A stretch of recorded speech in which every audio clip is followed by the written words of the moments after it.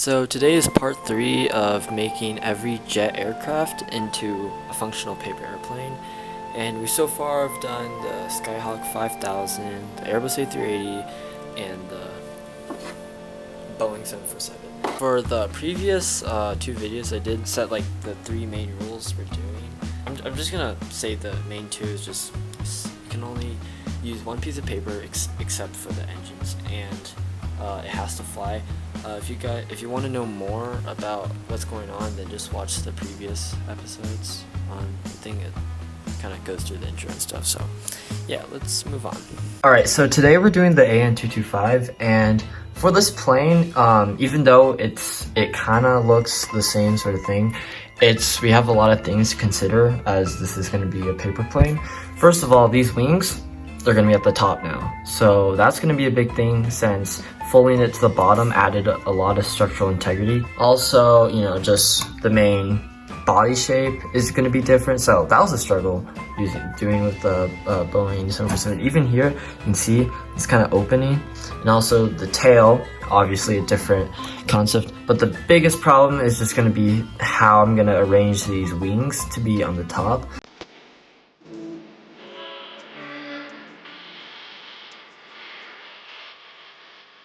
Alright, after like the first few folds, which doesn't seem like I did much, I did kind of think, because unlike the other ones where I just folded where the flaps were on the inside, this one I'm going to do this way, the other way around. But the reason for that is so then now, if I were to fold these like twice like usual, flip it around, it's going to be the same thing, but just, this part's going to be facing up.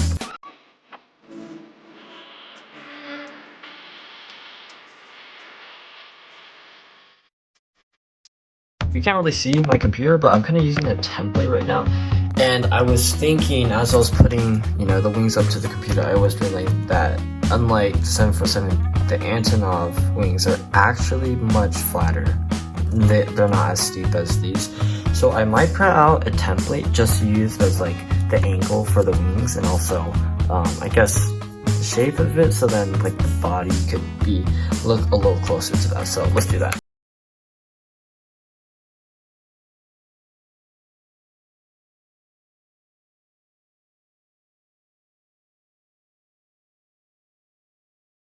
So I got both papers. These aren't meant to be like, I guess, to scale for the actual thing, but this one is just so then I can get those wings to be the right angles, and also this one is meant to, just give me the feel of what that body should look like. So I'm gonna use this and see what I can do with it to get the wings the right shape.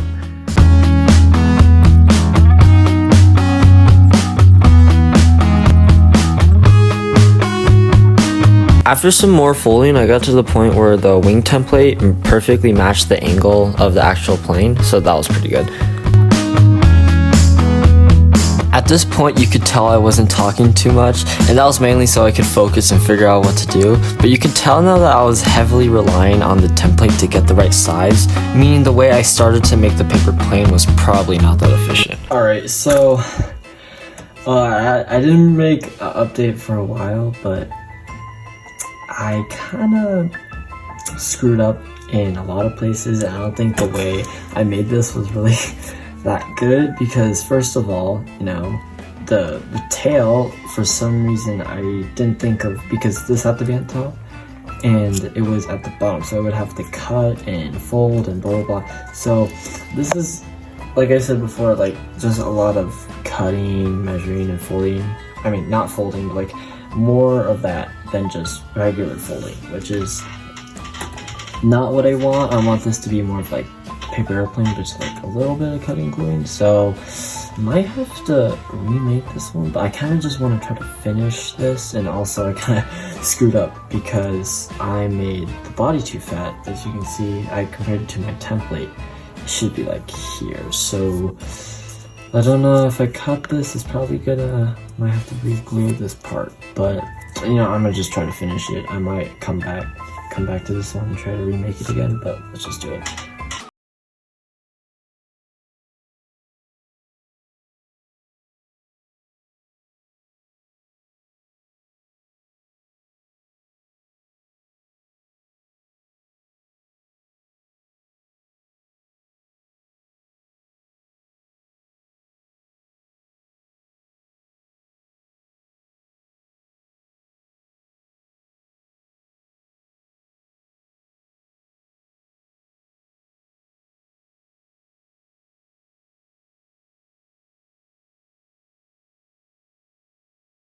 of just difficulty with this tail. If you can see, like, when I wiggle it, like, this tail is so flimsy. Like, I really don't know what to do about it because it's just gonna make the tail even heavier.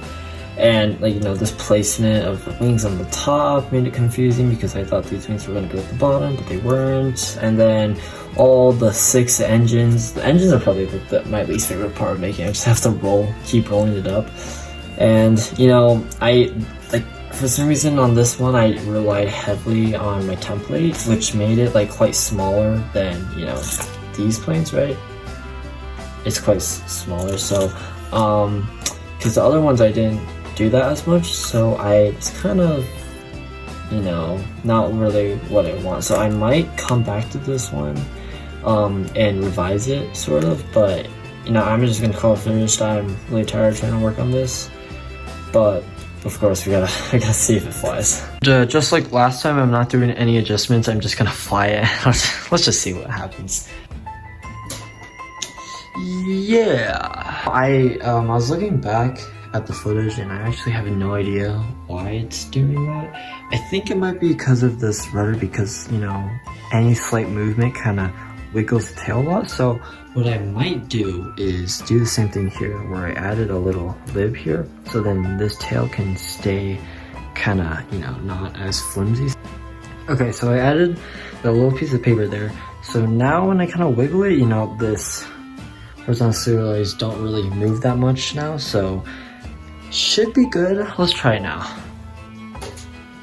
Hey, that works much better. All right, let's do one final test flight just to make sure. Oh, nice. Okay, that's pretty good. You know, it actually doesn't fly that bad. It does kind of, you know, fly kind of awkwardly just because of how much drag is here with all these, you know, engines and stuff. So it does like to just, like, you know, sort of drift in the air sometimes. I'm probably gonna come back and revise this one later because, you know, could make it look a little better and also just easier to make in general, because also, you know, these just show that it's not really that, you know, I guess stable in the wings, but it actually looks pretty good. So yeah, subscribe and comment what plane I should do next.